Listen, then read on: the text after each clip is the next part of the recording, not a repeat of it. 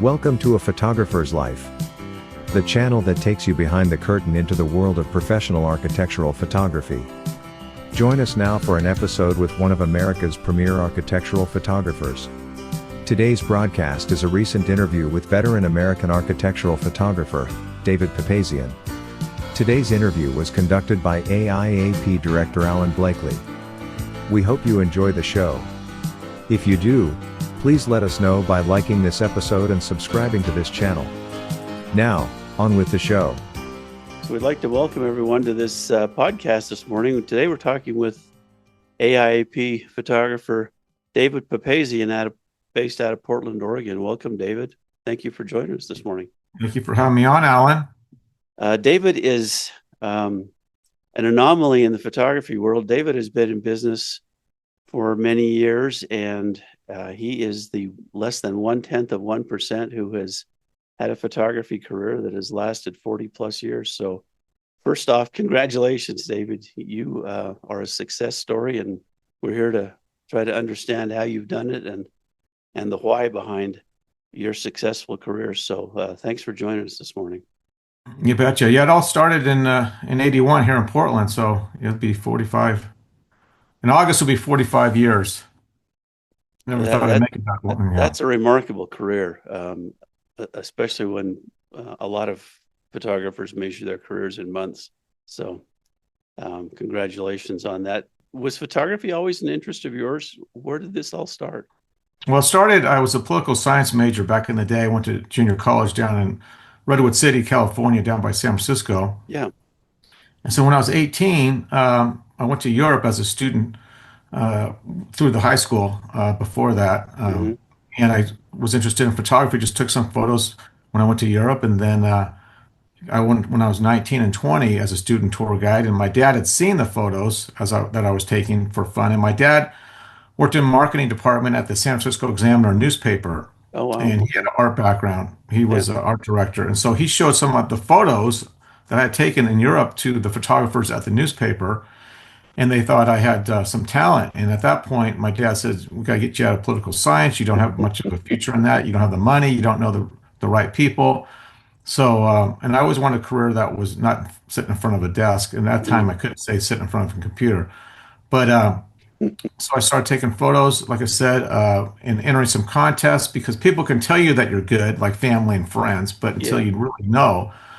So I entered some contests, did pretty well. Then I applied at Brooks Institute, and took about 6 months well, I was accepted, and then it took 6 months to actually get into my first class in there, and that was February of '79. There's probably a good part of our audience who has no idea what Brooks Institute is. Can you just kind of give a background about what Brooks was and kind of the role it played in the photography industry? So Brooks Institute, it opened up, I think, in the 50s.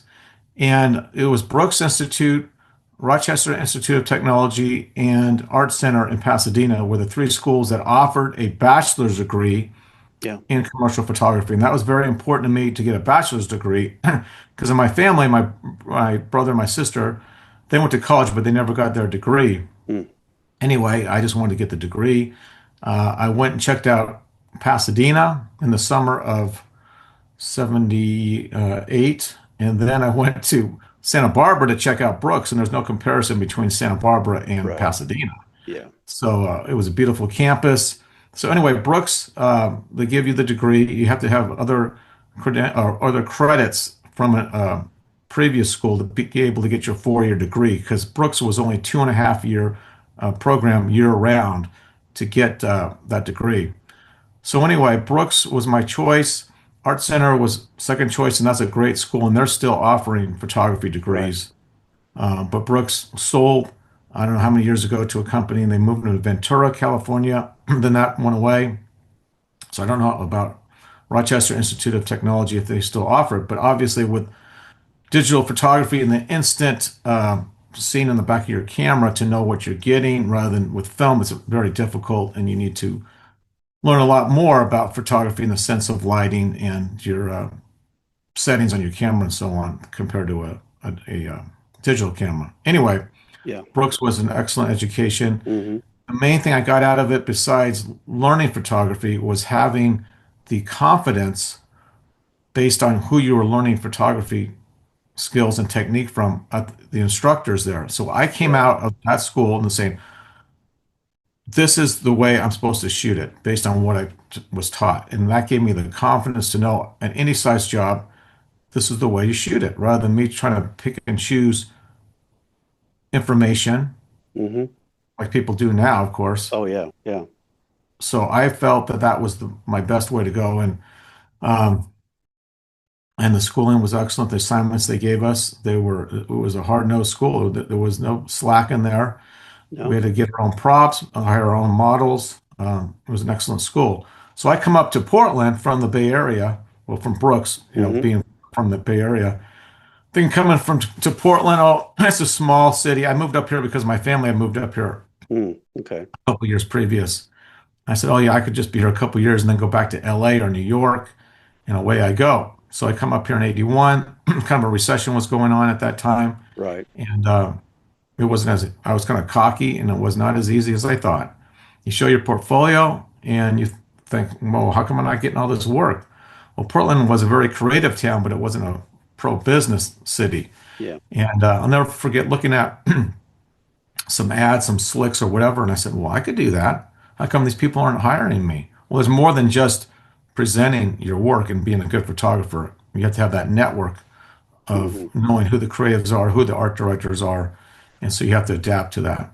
So, Yeah, and that was a different world entirely. But back then, I mean, where ad agencies were kind of the driving force between photographers and getting work and things like that. Um, and you talked about being mentored by people that were actually professionals in the field when you were at mhm. Brooks. You were learning from not from college professors. These were people that actually were skilled in the craft, Yes. working professionals, which Mhm. is significantly different than if somebody jumps into a college program now, and a world of difference from somebody that watches YouTube. in, Exactly. in And the world today. I know some of the kids that are teaching now, and that's fine. But somebody that's in their 50s that has been through the industry, understands the industry, and that's who were learning from. Yeah. Um, so one phrase that I've mentioned this to you in the past, one of the professors, the instructors said to us, he says, you'll never lose sleep out of not having enough work if you deliver a good product on time at a fair price. And I said, okay, I could do that. And Yeah. I kept delivering it with those criteria, and it wasn't so busy at the beginning. So, Yeah. um, Well, yeah, it was a hard slog during those years in the '80s. You know, there was some pretty stiff competition. There were a lot of good shooters, especially in markets like Portland and other places. So for a new guy, that was a tough one. well, there's a lot, and there was a lot of competition, but there wasn't, like I mentioned to you before. Say I went to a Cleveland, Chicago, Atlanta, Houston, places that, creatives might not want to live in. They want to live in Portland, but there's a lot of corporate offices. There's a lot of corporate headquarters. And here we had Nike. Everybody wanted to shoot for Nike. That was it. Right. Well, how many people can shoot for Nike, right? And I did shoot some for Nike. And Hmm. um, at the beginning, I picked up Red Lion Hotels was one of my main accounts, Okay. and it was great. But I was also shooting for Nike, Mm, and so one of my mistakes was Red Lion didn't last forever. They got bought out. right. Nike's still with us, and I should have at that point given more effort to Nike and less to Red Lion. But I was putting about 40% of my effort into Red Lion. But how would I have known crystal ball to see that Red Lion was going to get bought out and Nike would Yeah. prevail? Yeah. So I mean that's that's the tough. key thing. Yeah. So you had kind of a kind of a broad commercial mix when you Mhm. first started shooting. You were shooting product Studio. photography and studio, and did you have a studio of your own at that time? We had a studio downtown Portland, and it was Okay. an old cracker factory. And they said it was huge open space. And they said, Hmm. could you, wherever you put the wall on this hardwood floor, wherever you put the wall up, that's going to be your space. So my brother helped me out. We built built a wall, sheetrocked it, and that was the space. And so I enjoyed shooting product and food is very intense and tedious. Oh yeah. But I was good at shooting food, and then I got started thinking, okay, I don't want to be inside all the time. I grew up in California, and I want to be outside. Hmm. So you got all your doors, windows closed. You don't want any light. You're shooting strobe, Yeah.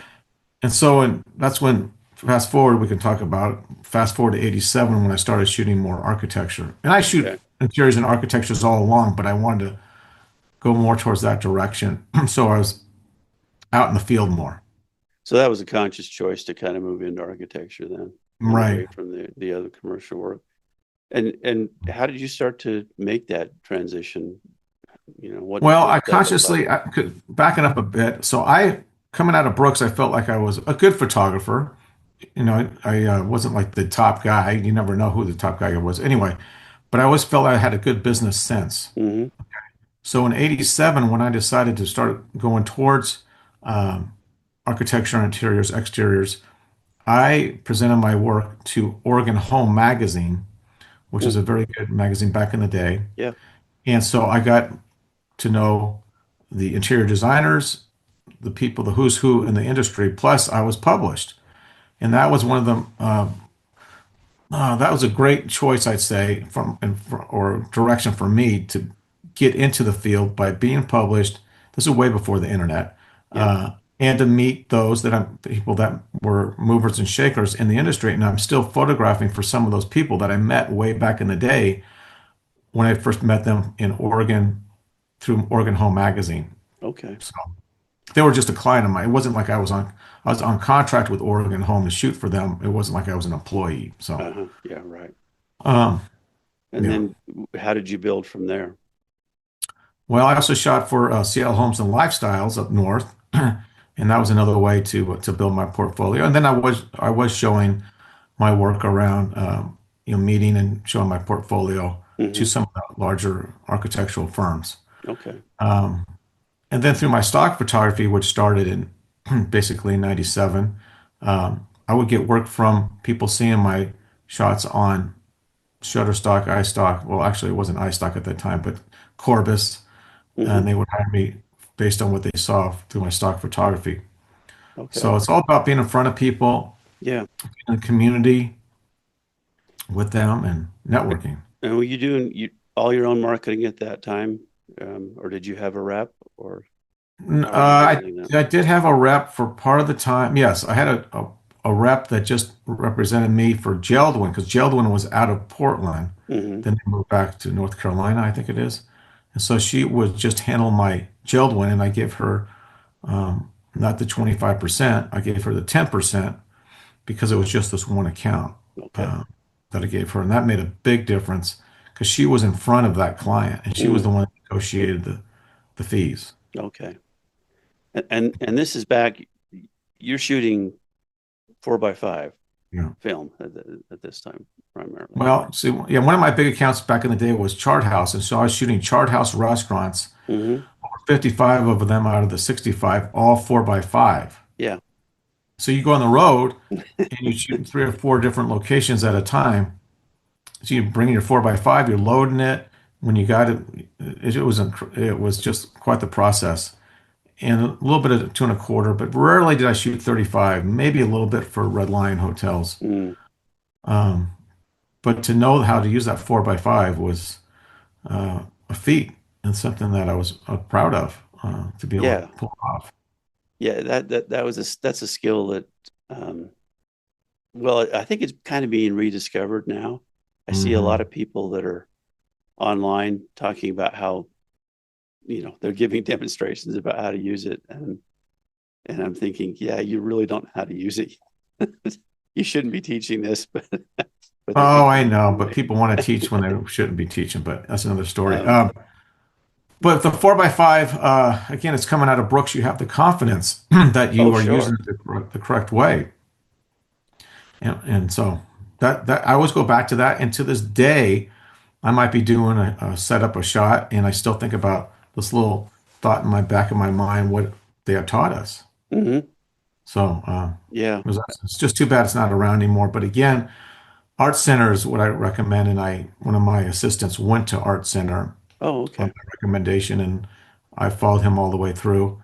And it's a very good school. And they use some of the first classes are they talk about film. So anyway, Hmm. Yeah, good experience there. So, as far as your architecture, when did that kind of become the bulk of your work, or is it the bulk of your work at this point?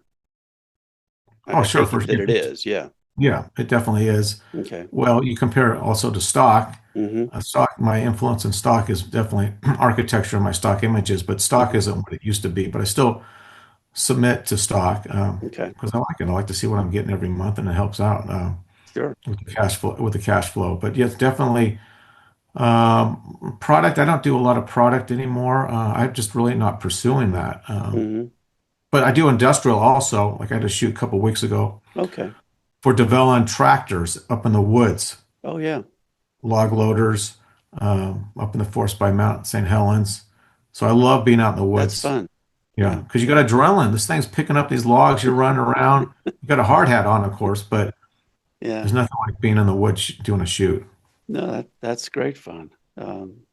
Those things are always so much Hmm. fun. You use assistants for most of Yeah, your I work? always use 80% of the time I use assistants.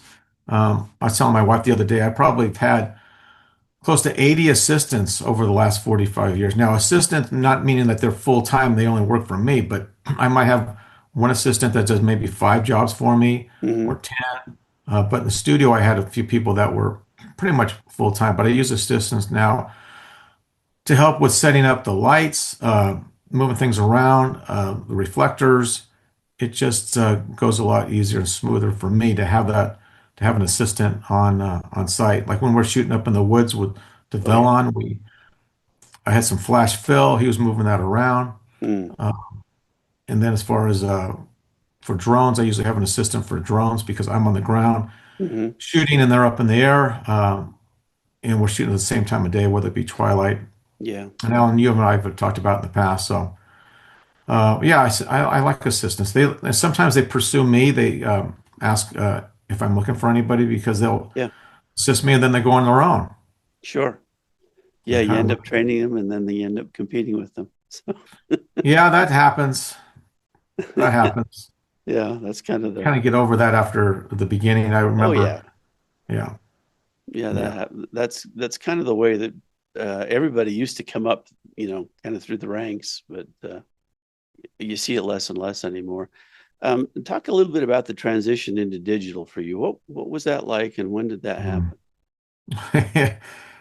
Yeah, that was 2005, 2006. I was a little bit Okay. stubborn because it meant that I was going to be spending more time in front of the computer. Hmm. So I wanted to learn it the right way. So I bought my first digital was a Canon. I started with Nikon with film. Mm. And I went and called Brooks Institute. I said, "Do you have a top student that they could teach me how to use this camera?" Rather than just go into Pro Photo and say, "Hey, show me how to use this camera." Yeah. So I went down to Brooks, down to Santa Barbara, and I met for I don't know how many 4 hour, 5 hours with one of the students and paid them a course to show me how to use a digital camera. And that worked out well. Now That's some of the really smart. Yeah. well, just something I just was thinking about the best way to do it because I Hmm. had so much respect for Brooks and that's how I found my one of my first digital techs was through Brooks when I called them to say, Oh, well, okay. who's your top digital student that can help me with the digital part, whether it be Lightroom and Photoshop. So Hmm. to this day, he still works with me on some projects. Oh, wow. Okay.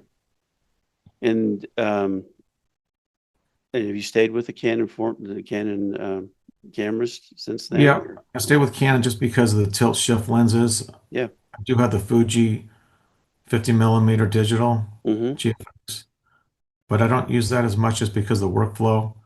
Because one of my stock agencies, CGI backgrounds, they do the backgrounds for the auto industry. They were Okay. requesting that I have larger files, and they were requesting that I would Oh, shoot with the Fuji.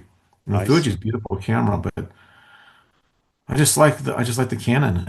And where I am with my career right now, I just want to keep it rolling and keep shooting the way I do, and maybe I'll start using the Fuji a little bit more. But at this point, I like the Canon, the quality of it, and the look. The Yeah. look. I never went to Sony because I don't want I'm not slamming Sony. I think they do a great project, have a great product, but uh, I didn't. I like the Canon look rather than the Sony. I know the Sony you could shoot with a higher ISO and things, and that's Yeah. great if people can make that work. But I like the Canon. And I think it's like anything else. When something makes money for you, you're loyal to them. Oh, absolutely. And I mean, at least as far as architectural shooters, um, for some reason, it's predominantly Canon shooters.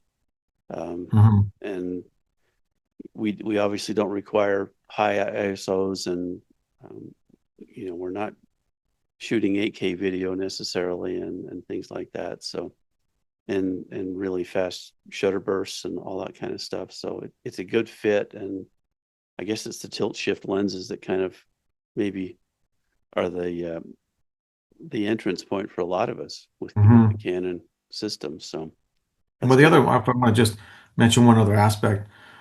So the larger the sensor or the larger the piece of film. So if you're going with 4 by 5 compared to 35, Mm-hmm. the larger that records your image, the more depth you have in it, more of a three-dimensional look. Yeah. And some people might not see that, but unless you compare it side by side. So that 2 1/4 is going to give you a little more of that three-dimensional look than the 35. Yeah. So, but some people can't really see that unless they compare it side by side. But I know in magazines, sometimes you can see that difference Sure. um, with the 2 1/4.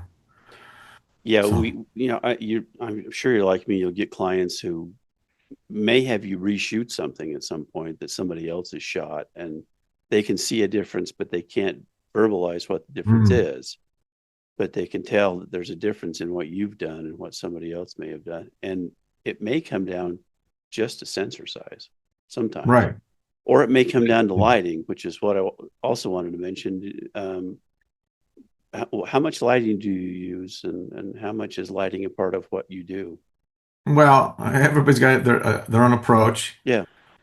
But coming from an advertising background where I was using a lot of lighting, Yeah. and you would sculpture the shot, you would create mood, impact. Mm-hmm. So I do use a strobe quite a bit, but I want my strobe to look natural, and I want to supplement the natural light that's already there.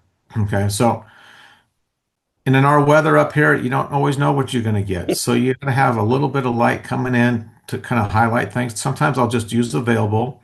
I think the one of the biggest things over all these years is I'm able to see light. I was able to see light early. Mm-hmm.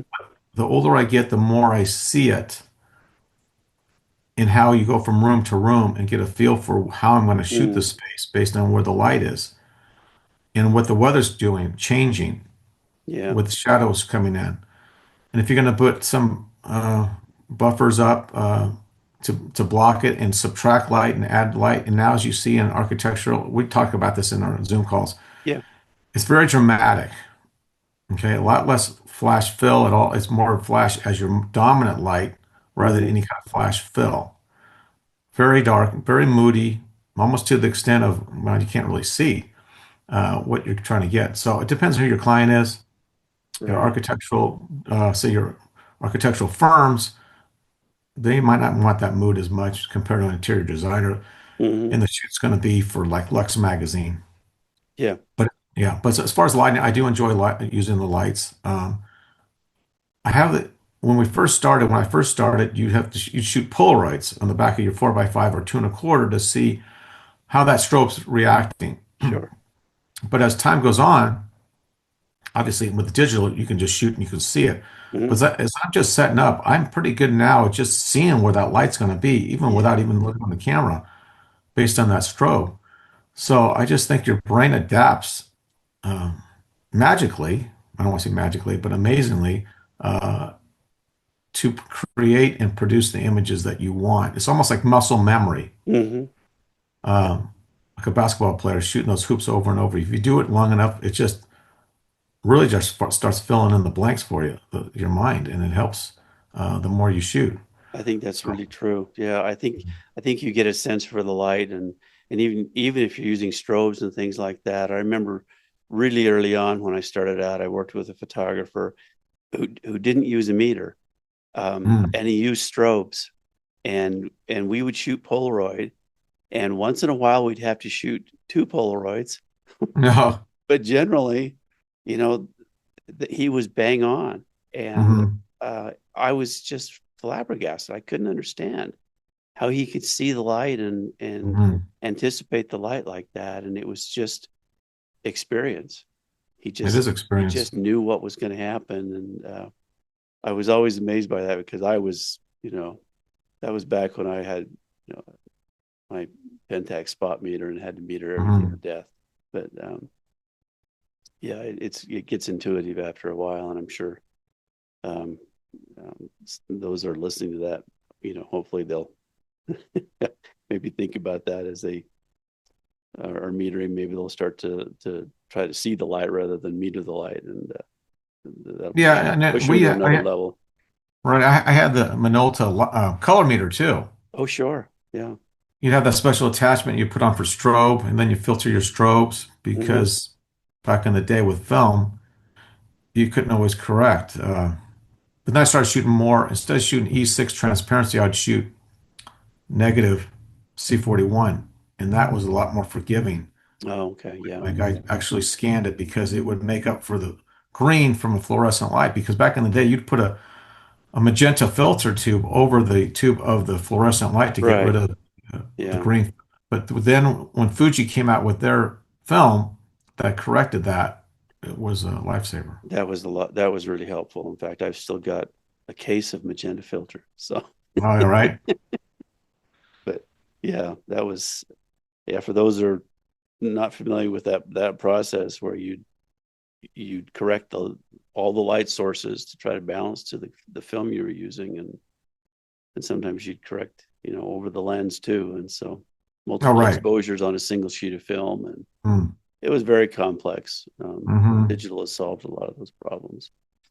Um, I want to talk about business and client relations and things like that. When you go after a new client now, or um, what's your method for marketing yourself now? Do you have a specific marketing plan that you follow at this point in your career?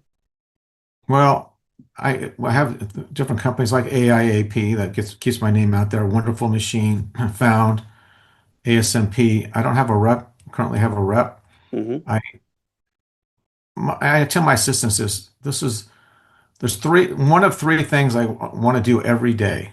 Maybe do all three or just one out of three, but at least one out of three.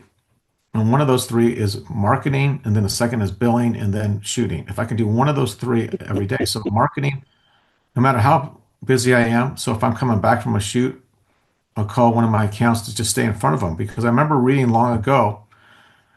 I don't know what the statistic is, but it's 3 or 4 times harder to get a new client than it is to keep your client. So always keep Sure. your existing client. And as you know, it's very competitive. It's always been competitive. Hmm. Then we have Instagram and we got digital and we got all that. So people are constantly being bombarded with creatives that want to shoot for them, which is great. We're all there. But as far as getting a new work, it's also when I'm shooting a project and there's somebody else on the project besides the architect, interior designer, it might be the landscape architect. So you're meeting them for the first time. Right. And so that's how you kind of keep cultivating it, the accounts. But just being in front of people. And like I mentioned, Alan, in a Zoom call recently with you, with AIAP, a lot of young photographers, all they do is just do emails. They don't Right. pick up the phone. Yeah. They don't have those conversations. They don't take out people out to lunch, which kind of is a lost art. Is face to face. And I I'm a think people so. person. I wasn't always a people person. I was shy as a kid and teenager, but there's a couple of events that happened in my life, and I had to be a little bit more forceful and be out in front. And so I like being in front of people, and that's why I enjoy what I do. And that's the key is when you're excited after all these years about doing a shoot. Like Hmm. I got one on a big one on Thursday. I'm in my heart, I'm excited. And once that goes away, that's when you got to maybe start thinking about a different career. But like you, after all these years, you still enjoy it. You still look forward to it, and you're still excited about it because you look at these Sure. musicians that are hitting close to 80, whether it be Boss Skaggs or Michael McDonald, and they're still out there performing. They don't need the money. So we have a passion, we keep doing it, and so that passion is uh, comes out when we're trying to get new work and keep the clients that we have. They want to see that passion, and plus we want to be relevant, right? We want to be relevant in Well, the sure. styles that we shoot. And I Yeah. think to see somebody like me that's going to be 68 on Sunday, I said, "Is this guy still relevant?" And yeah, I said, "Yeah, yeah." Well, I mean, we're the same age, and so, but I can tell you that for me personally, I think the last couple of years I've done my best work Mm. of my entire career. Oh yeah. Um, and you may look at your work and feel the same way about it. I think I'm to the point now where I've got it figured out. I think I'm kind of, You know, it takes a while, right? And these young kids will listen to us. Alan think, okay, we only started 2 years ago, and it takes 40 years to figure it out. well, it kind of does, you know.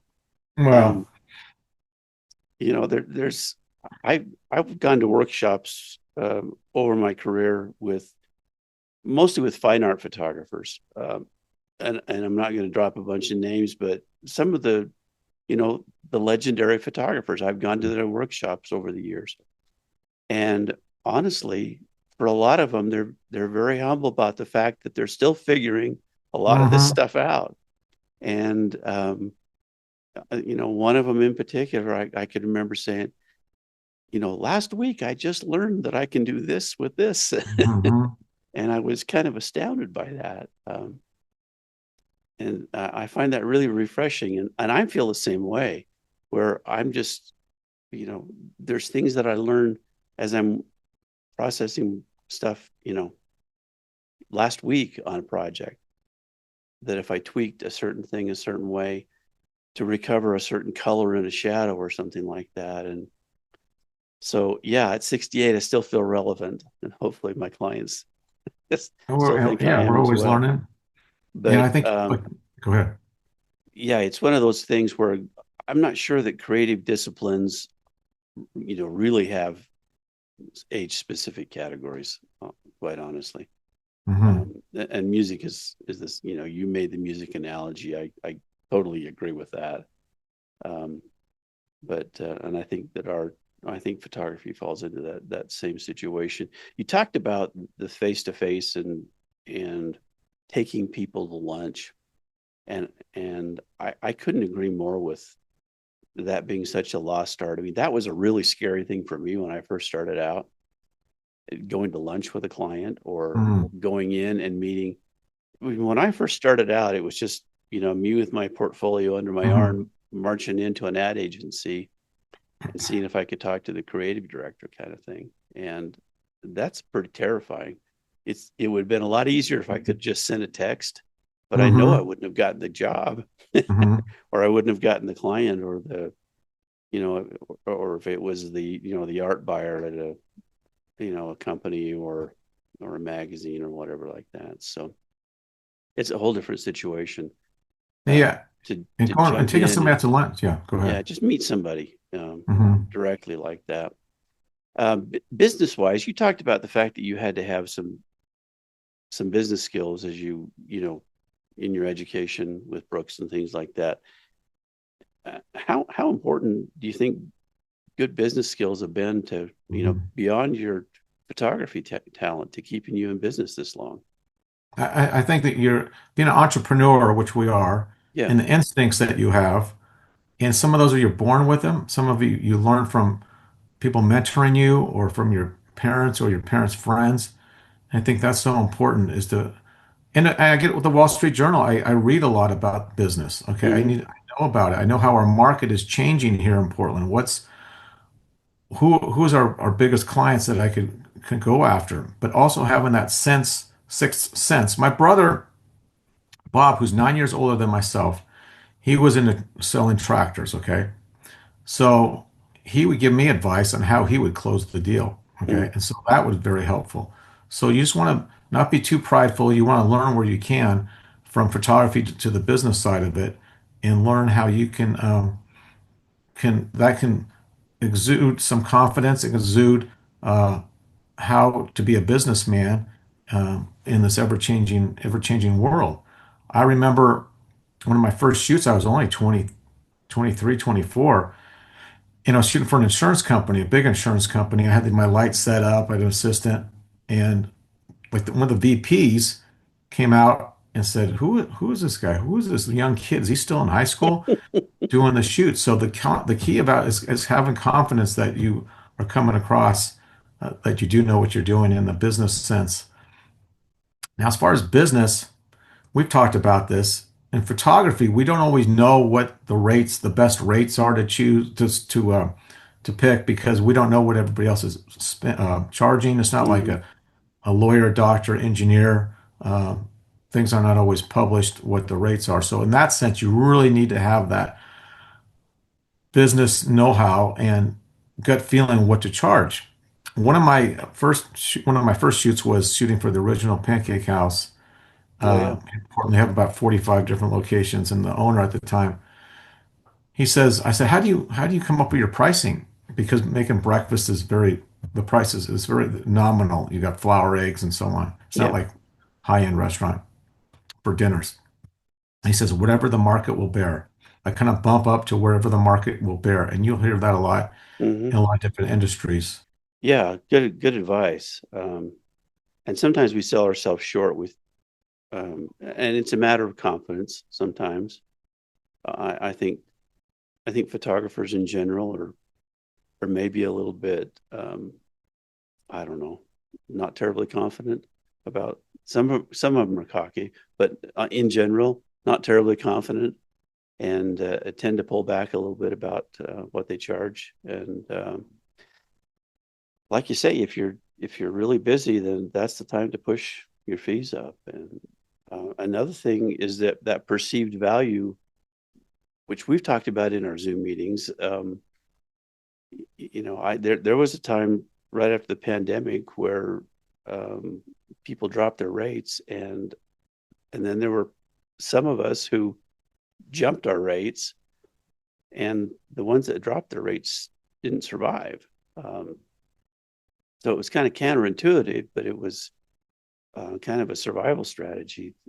Mhm. And it was really a lot of it was based on the perceived value of what people were doing. So that's an important lesson right there. It just kind of goes against what you'd think, but um, yeah, you've got to make enough to make it worthwhile to Well, and yeah, and you're a everybody's in a professional. different, right. And Alan, everybody's in a different situation in their, Sure. if their spouse works, um, what the whole package is coming into the family, so to speak. Hmm. My wife, she did faux painting for a while. That was a good job. Then she Hmm. worked as a receptionist, but then she raised the kids for a while. And then now she's a flight attendant, so she has more time to Hmm. be able to, because the kids are all grown up and we got the five grandkids now. Yeah. Um, and that gets me into, the stock photography that helped out. So I had a business sense. I'll never forget. Not that I just woke up one day, but I felt like, okay, all the money that I'm making today or this week is based on me taking a photo, that one photo at that one time.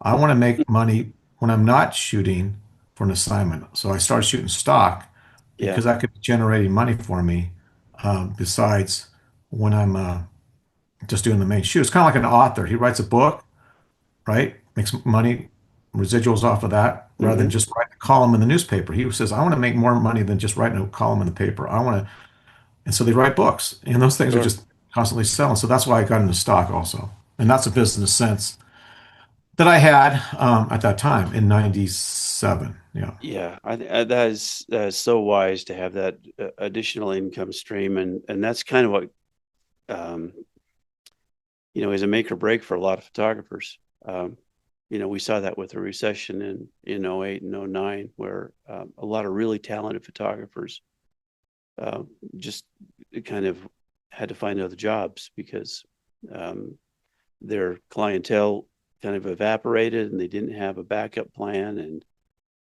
um, and so they just had to find something else to do, which was really unfortunate. A lot of Mhm. things went away. A lot of Mhm. segments of the photography industry went away.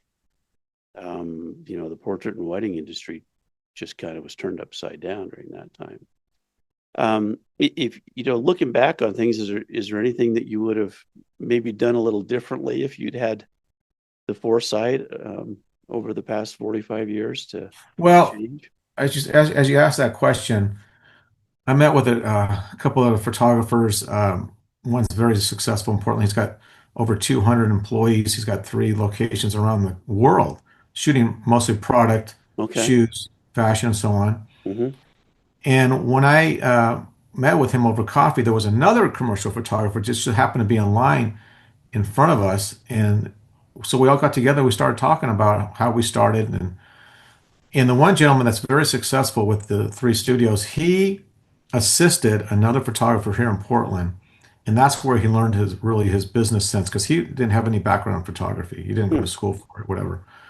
But he was mentored by this photographer in the studio. Okay. I when I graduated from Brooks, I went down to LA, which is about a 90-minute drive, and I tried to assist down there. Hmm. But I only gave it maybe a month or two chance, and it really didn't work out. That's when my brother was up here, and he says, "You got to move up to Portland, because I got some contacts for you." So the one thing, if I had assisted someone in a successful studio at the very beginning, I think that would have given me a little bit more insight into the markets up Hmm. here and knowing that market by assisting somebody in the market. Okay. Also, my son-in-law, Juan, who's just finishing up at Duke MBA program, Hmm. executive MBA program, they say if you want to start a business after you got the MBA, you got an idea, you want to start another Uber or some kind of delivery company, whatever, or a drone manufacturer, uh, whatever the business, how small, big or large, you don't want to just start off by yourself. You want to start off with a partner, and they don't want that partner to be a family member. Mm. I know a couple of photographers in town that have they partnered together and they've done well. Now they've had to split the profits, and I never wanted to do that. But I do Hmm. know a buddy of mine, uh, and there's two of them in a video production company. The one of them does marketing, and the other one does the video shooting and editing. Okay. And so I think there's something to be said about that, Hmm. starting in the business and being with a partner. I Mm. think that's important. I never did that, but also the assisting the right guy or the right firm to Hmm. learn the different levels of the business side of photography. So those are two things in Yeah. hindsight. Great advice. I appreciate that. I Hmm. assisted a few photographers early on, and what I learned was how not to run a business. Mm, right? Their business sense was abysmal. So Yeah. I learned from their mistakes, that was valuable, Hmm. that in and of itself. But yeah, the assisting, I didn't learn so much technically, but I did learn, yeah, don't do this with a client kind of thing. So Oh, right. Just observing in the background. yeah, Is that what you're mhm, saying? Yeah. yeah, that things go south really fast if you act like that kind of stuff. So, Hmm. um, is there anyone in your family that showed an interest in your business, or are you kind of going to Well, have my to show it daughter, yourself? Janae, her talent is superior to mine as far as her initial talent in photography. Okay. Got a great eye. She started doing photography in high school, and some of the assignments she did was like blew me out of the water. I was like, Janae, you got to pursue this. So she went to New York and she interned for a month and a half at a big time studio. Oh, She says, Dad, too much stress. I don't want to do photography. So now she's raising her three kids, of course, and then she's a realtor also in okay. five different states basically now. Mm. Um, but she's very creative, has an excellent eye, and my youngest works at Nike, and his wife works in the photography department as a producer. Oh, And my oldest lives in Boston, and he works for John Hancock, so he's more of a numbers guy. yeah. So anyway, but nobody to carry the torch. I think when all of a sudden we all have egos, right, Alan? Yeah, we do. Okay, and I like the fact that being a creative, you're solving a problem, you're providing a service that people are able to make money off of our photos, and so. Hmm. But with stock, I like that this legacy of my how many images I have, probably 6 or 7 thousand images with these different agencies are going to keep selling Oh, sure. after I'm gone. Yeah. Um, Yeah, that so archive just lives on. That'll outlive you. That's wonderful. That's that's amazing. fun. Because Yeah. I like being creative. Everybody likes that part of what we do. That's why we do it. But we also like Yeah. community and being. We've talked about this. The great job with the Zoom calls that you provide. That community, even though it's electronic community, it's not person to person, face to face. Um, It is face to face, but it's not in person. Is that we like community, even though we have this job and we're often solo Hmm. with what we do. Yeah. It's harder and harder to have community as photographers anymore, I think. It's not like when we used to be able to, meet everybody that was working in your same market because you had to go to the same lab or, Right. We buy had, film yeah. at the same stock house, that kind of stuff. Well, we had you develop. Well, we all went. It was rental dark rooms, Yeah, sure. and there was about 15 dark rooms there, black and white color, and so you'd see what everybody was coming up with. Yeah. You see, sometimes they were a little bit secretive when it come out of the processor, the print would come out of the machine. You said, "Oh, what you got going on? What are you shooting there?" Yeah. Kind of thing. And some people kind of get it out of the hopper real quick and say, "Oh, you don't need to know what I'm shooting," kind of thing. But anyway, the community, um, and I think that's important I do too. to get to know your other comrades, so to speak, Hmm. because we all admit, I admit, there's a couple of photographers that were very competitive. Okay. How many times have you gone to a shoot and there's another photographer there for whatever reason, and you're kind of looking over your shoulder like, "Now, who's this hit there, you know?" And you say, okay, this guy's good, but yeah, he's kind of in my territory. So once you get to know them, then that barrier gets kind of broken down a little bit. Yeah. And I think that's important to, we don't have these barriers that we're in this together, but we could be competing against the same jobs. Yeah.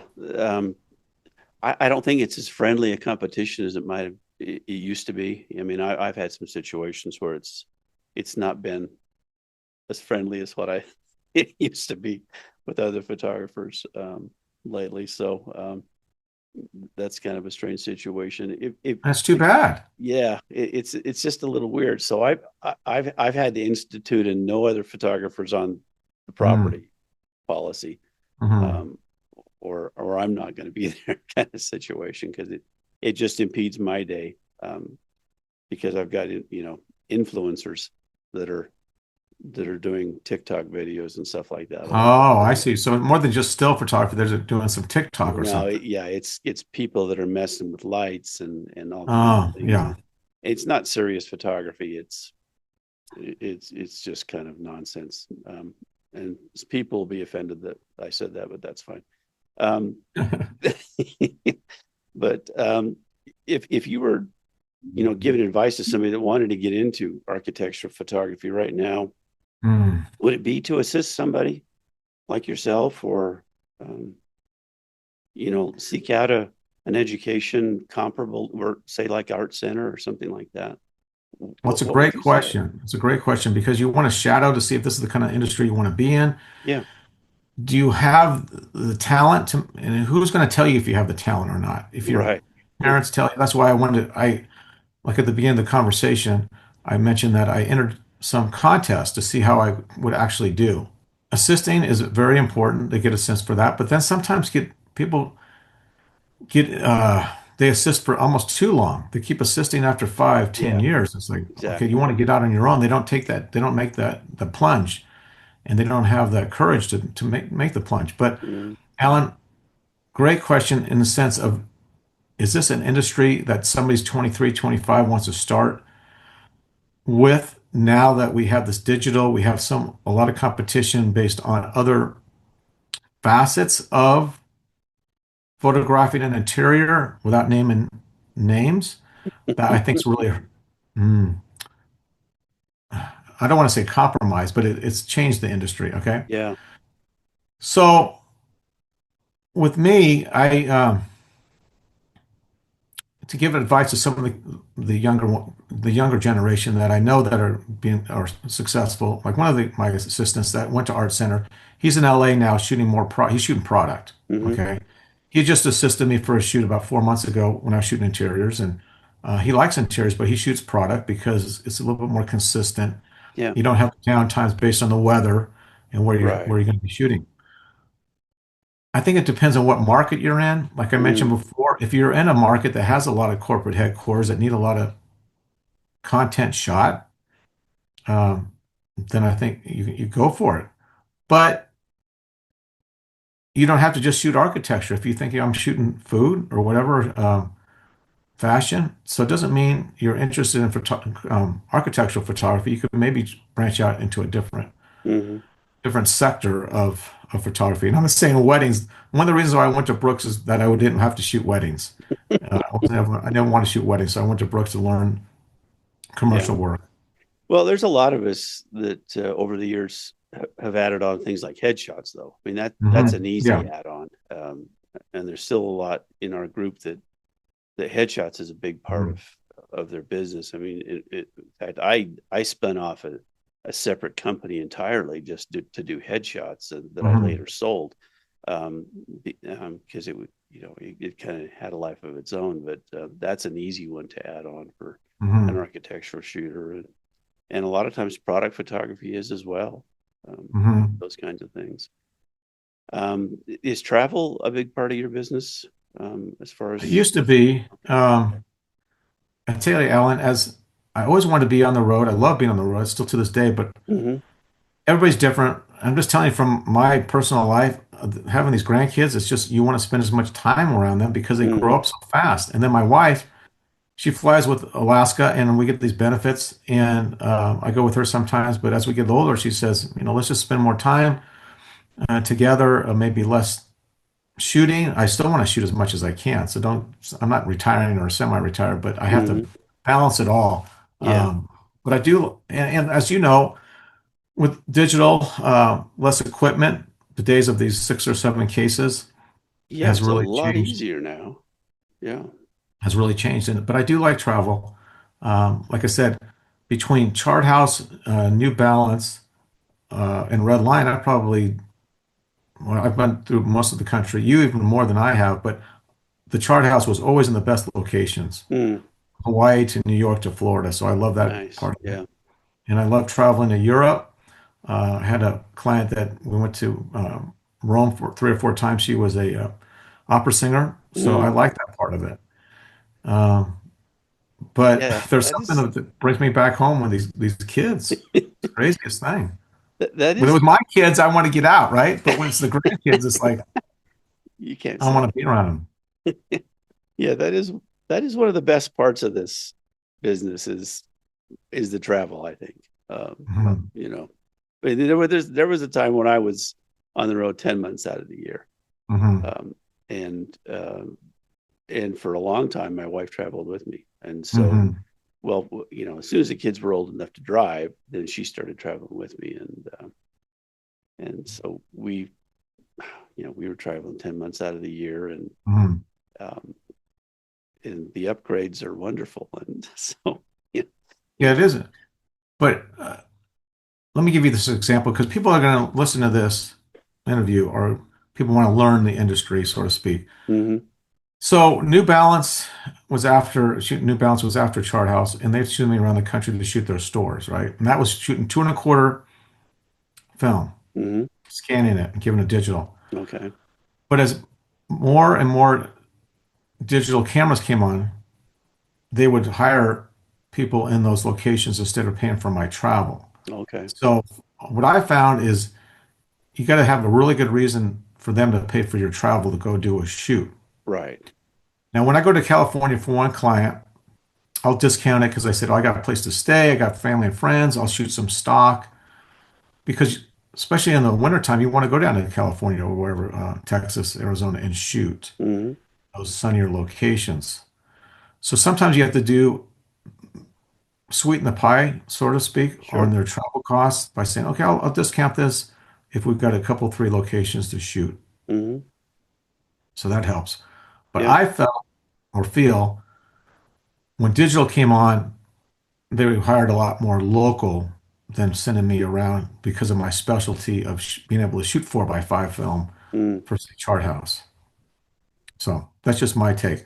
Yeah. That's just my take. It doesn't mean that's the gospel. That means that's my take on it. And I know you shoot a lot because you have constant clients that like your style and they have locations throughout the country. And I think that's very important. Yeah. Well, and the advantage to them, and what they tell me anyway, is that they get a consistency to the Mhm. look throughout the, Mhm. throughout the country. And so for them, it's money well spent because then there's a consistency and they don't have to, you know, they don't have to talk to anybody, in some far flung area and educate them on how they want a property Mhm. shot. They just send me there and they know that it's going to come back and look like every Right. place else they sent me. So that's the advantage to them. And, which brings up a point which kind of speaks to what you said before, one thing you learned, Brooks, and that I think that the biggest competitive advantage that any photographer can have is just to consistently do really good work Mm. and just to always be pushing to do really excellent work for whoever the client is, because that's the best marketing tool that any of us have in the end, is that people will see that work and want to know who did it, and other, the people we did it for are going to be happy to share it with other people. And Mhm. um, I don't know, is social media a big deal for you as far as your marketing mix? Do you share a lot of stuff online, Well, or? I do. I've got an assistant that she does my invoicing, she does my social media. Mm-hmm. Um, Found a group that we, have my images with. They just promoted me in a gallery. There's Okay. about six other architectural photographers. Um, and after that came out, I got a lot more, not just likes, but followers. And I think social media, it's like advertising in the sense, okay, so I would learn long ago when Ford Motor Company runs an ad, it's not necessarily to sell a car at that moment. Mm-hmm. It's also to give those that have bought Fords the confidence that, hey, that's my car. I like that car. I want to keep my car. I might get another Ford, but it's not to buy that particular model at that moment. It's just to reinforce that they made the right decision. Okay. Absolutely. So I feel with Instagram, people aren't going to say, my clients say, oh, I just saw your Instagram feed. I'm going to hire you next week to do a shoot. I think it's subconsciously they see you, they see your images, and they see that you're relevant because they're getting blasted with all these other architectural Right. photographers, interior shooters. And I think it helps. It takes a little bit of work and time to do it. I don't do it every day. Try to do it once a week Mm-hmm. uh, to post things. And I don't do, and that automatically goes to LinkedIn. I do need to start doing more blogging. I haven't done that yet, but Mm. it's about time with blogging. Um, like I said, my stock photos, I have my name on my stock photo, so Mm-hmm. people can see that. That helps. Um, yeah. That So that reinforces, like you say, that reinforces that decision for that people, they and I made. think that's Yeah. hugely important. Yeah, that's a really excellent point. Um, where can people find you online? What's your website address? Well, it's just David Papazian Photography or papazianphoto.com. Yeah, we'll put a link in the description that accompanies the podcast, both the audio and the video that goes on YouTube and Spotify when this posts, which will be here just in a few days. Circling back to when you were, a teenager shooting, what was the camera you started out with? Well, I had the Nichromat. Okay. Remember that when I went over to Europe. And then, yeah, that's why I use that most of the time. And I still remember the one photo I took on Lake Lucerne in Switzerland, where I Oh, had a couple boats in the foreground and then the lake and then the mountains. And I didn't uh, consciously have those stacked up that way, but I create a lot of depth. And then when my dad reinforced, it's what your parents tell you, right? And friends and family. sure. When my dad reinforced that I had good depth in my photos, Mm, and he sought out that photo in particular, pointed out that gave me the confidence that maybe this is what I need to do based on how I'm composing my photos. Um, and that was one of the first, yeah. But the Nichromat was the camera. well, thank you, David, for taking time to speak with us today. It's obvious that you are where you are because of the fact that of how you can see things. Mhm. It's your ability to see that, not just your ability to network and run a business and all those. It's the ability to see that's gotten you where you are. And I appreciate you taking time to share your insights and talk about your career and the road that you've taken to get to where you are today. So I really appreciate it, and wish you all the best. We look forward to hearing you again on some of our Zoom meetings, and hope to talk to you again soon. Well, thanks, Alan. And Thanks. if anybody wants to contact me directly and ask any questions about my career, and if they're starting off, they've been around for a while, I'll definitely be, if I have time to field any of those questions. And Alan, I really appreciate you being the forefront of mentoring so many people and keeping this community together of architectural photographers. So Thank you, David. I appreciate it. We'll put your links down in the description. Until we talk to you again, take care. This has been another episode of A Photographer's Life. If you've enjoyed this program, please let us know by liking this episode and subscribing to this channel. A Photographer's Life is brought to you by the Association of Independent Architectural Photographers.